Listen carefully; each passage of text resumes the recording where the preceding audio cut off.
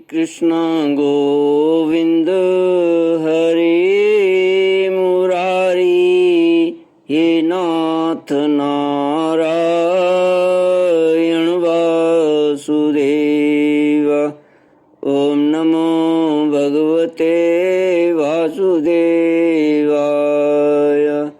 ओम नमो भगवते वासुदेवाय। ओम नमो भगवते वासुदेव। मार्ग में गौओं और दूसरों के चरण चिन्हों के बीच बीच में भगवान के चरण चिन्ह भी दिख जाते थे। उनमें कमल, जौ, अंकुश, ब्रज,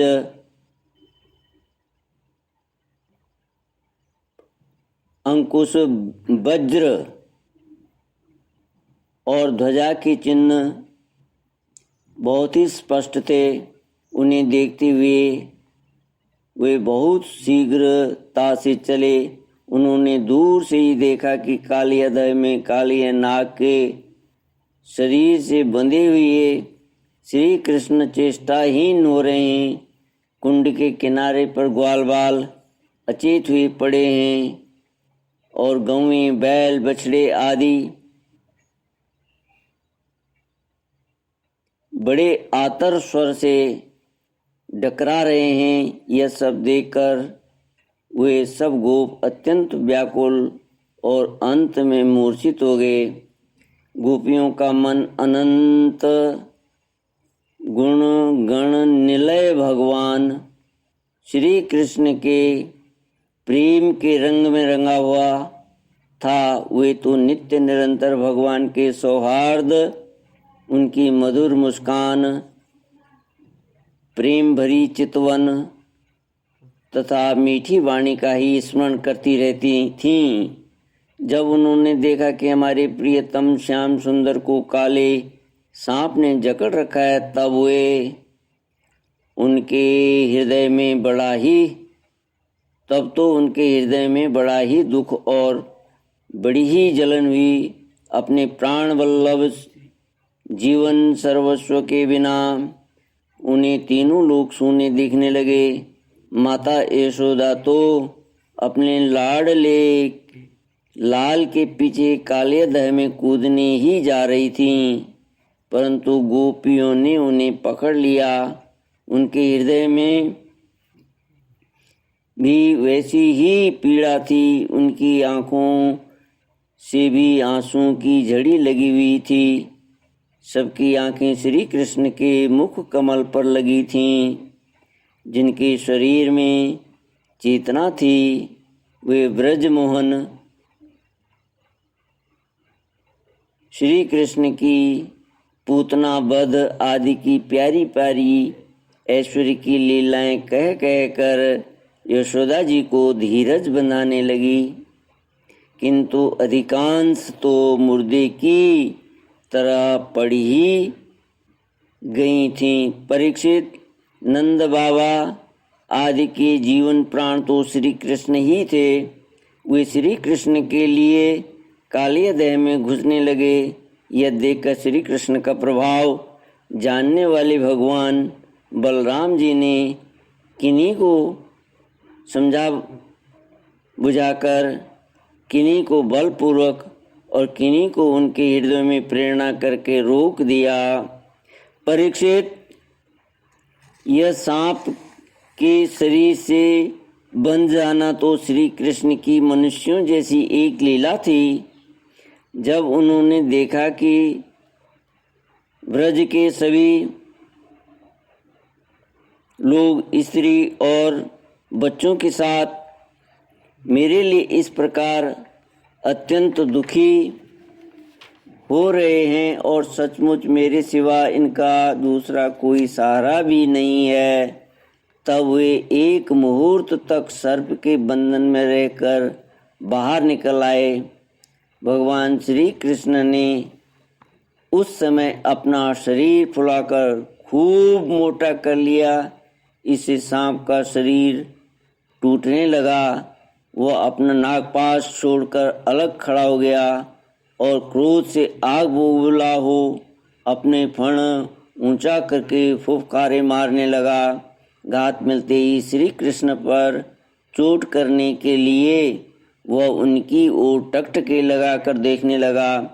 उस समय उनके नथुनों से विष की फुहारें निकल रही थीं।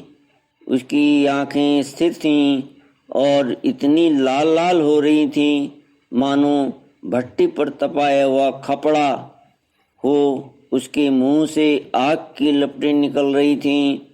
उस समय कालिया नाग अपनी दोहरी जीभ लपलपाकर अपने होंठों के दोनों किनारों को चाट रहा था और अपनी कराल आंखों से विष की ज्वाला उगलता जा रहा था।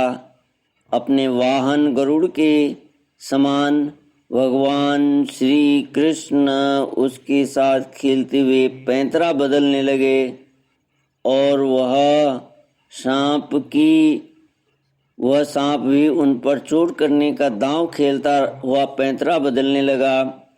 इस प्रकार पैंतरा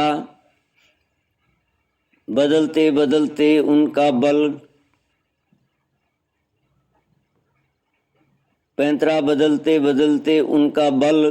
उसका बल क्षीण हो गया।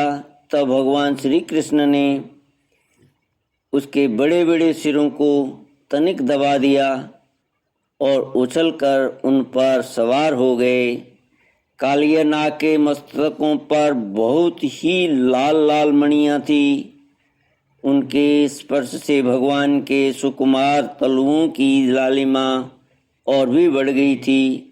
नृत्य गान आदि समस्त कलाओं के आदि प्रवर्तक भगवान श्री कृष्ण उसके सिरों पर कलापूर्ण नृत्य करने लगे।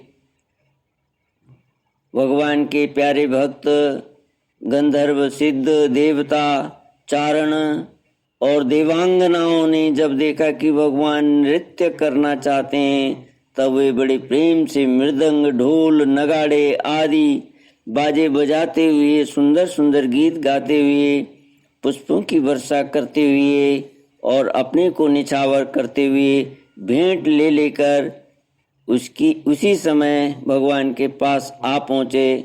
परीक्षित, कालिया नाग के 101 सिर थे। वह अपने जिस सिर को नहीं झुकाता था उसी को प्रचंड दंडधारी भगवान अपने पैरों की चोट से कुचल डालते। इससे कालिया नाग की जीवन शक्ति क्षीण हो चली। वह मुंह और नथनों से खून उगलने लगा। अंत में चक्कर काटते काटते वह बेहोश हो गया। तनिक भी चेत होता तो वह अपनी आंखों से विष उगलने लगता और क्रोध के मारे जोर जोर से फुफकारे मारने लगता। इस प्रकार वह अपने सिरों में से जिस सिर को ऊपर उठाता उसी को नाचते हुए भगवान श्री कृष्ण अपने चरणों की ठोकर से झुकाकर रौंद डालते। उस समय प्राण पुरुषोत्तम भगवान श्री कृष्ण के चरणों पर जो खून की बूंदें पड़ती थी उनसे ऐसा मालूम होता मानो रक्त पुष्पों से उनकी पूजा की जा रही है। परीक्षित, भगवान के इस अद्भुत तांडव नृत्य से कालिया के फण रूप छत्ते छिन्न भिन्न हो गए। उसका एक एक अंग चूर चूर हो गया और मुंह से खून की उल्टी होने लगी। अब उसे सारे जगत के आदि शिक्षक पुराण पुरुष भगवान नारायण की स्मृति हुई। वह मन ही मन भगवान की शरण में गया। भगवान श्री कृष्ण के उदर में संपूर्ण विश्व है, इसलिए उनके सारे बोझ से कालिया नाग के शरीर की एक एक गांठ ढीली पड़ गई थी। उनकी एड़ियों की चोट से उसके छत्र के समान फण छिन्न भिन्न हो गए। अपने पति की यह दशा देखकर उसकी पत्नियां भगवान की शरण में आईं। वे अत्यंत आतुर हो रही थीं। भय के मारे उनके वस्त्राभूषण अस्त व्यस्त हो रहे थे और केश की चोटियां भी बिखर रही थीं। उस समय उन साध्वी नागपत्नियों के चित्त में बड़ी घबराहट थी। अपने बालकों को आगे करके वे पृथ्वी पर लौट गईं और हाथ जोड़कर उन्होंने समस्त प्राणियों के एकमात्र स्वामी भगवान श्री कृष्ण को प्रणाम किया। भगवान श्री कृष्ण को शरणागत वत्सल जानकर अपने अपराधी पति को छुड़ाने की इच्छा से उन्होंने उनकी शरण ग्रहण की।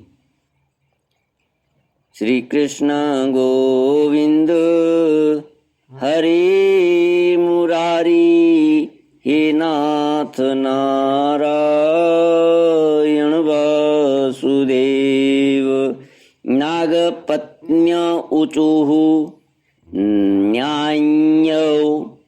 न्याय्यौ हि दण्ड कृतकिल्बिषैस्मिन् स्तवावतार खलनिग्रहाय रिपोस्तुतानामपि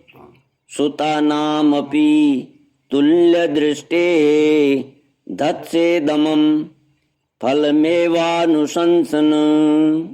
नागपत्नियों ने कहा, प्रभु आपका यह अवतार ही दुष्टों को दंड देने के लिए हुआ है, इसलिए इस अपराधी को दंड देना सर्वथा उचित है। आपकी दृष्टि में शत्रु और पुत्र का कोई भेदभाव नहीं है, इसलिए आप जो किसी को दंड देते हैं वो उसके पापों का प्रायश्चित कराने और उसका परम कल्याण करने के लिए ही है। आपने हम लोगों पर बड़ा ही अनुग्रह किया, यह तो आपका कृपा प्रसाद ही है, क्योंकि आप जो दुष्टों को दंड देते हैं उससे उसके सारे पाप नष्ट हो जाते हैं। इस सर्प के अपराधी होने में तो कोई संदेह ही नहीं है।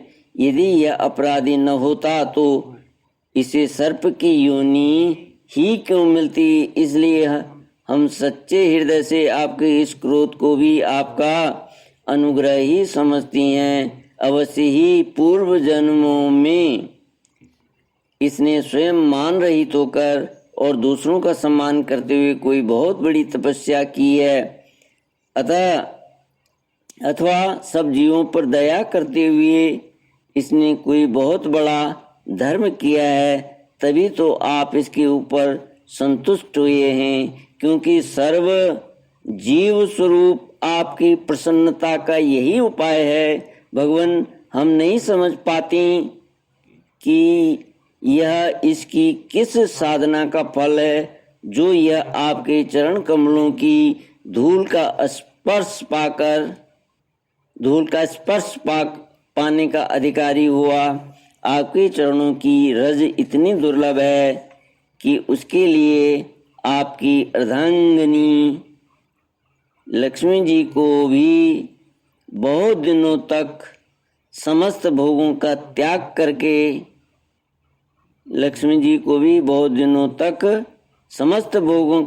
करके नियमों का पालन करते हुए तपस्या करनी पड़ी थी। प्रभु,